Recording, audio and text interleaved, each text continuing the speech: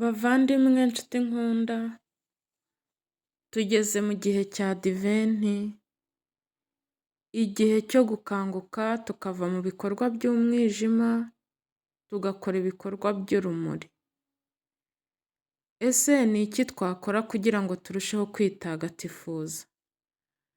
Kiliziya umubyeyi wacu yongeye kuduha akanya ko kwisuzuma no kwisubiraho, dusenga cyane, dusukura imitima yacu, dukora ibikorwa by'urukundo.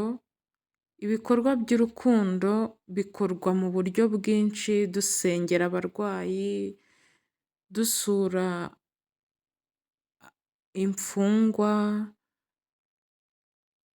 dutega amatwi bagenzi bacu badukeneye, n'ibindi byo gufasha mu buryo bunyuranye. Ushobora no kugaburira abakene, mbese uko ubishoboye byose kugira ngo utegure umutima wawe kwakira Nyagasani ugiye kutuvukira,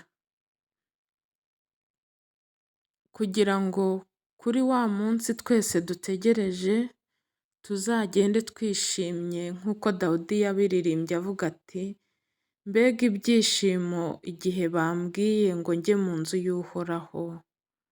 Kugira ngo rero tujye gusanganira Umukiza twishimye, ni uko tubyiteguramo neza, dusenga, dukora cyane cyane ibikorwa by'urukundo bidufasha kunga ubumwe n'Imana. Buri muntu wese yiha umugambi w'ikintu abona yakora kugira ngo kimuhe kunga ubumwe n'Imana na mugenzi we. Murakoze.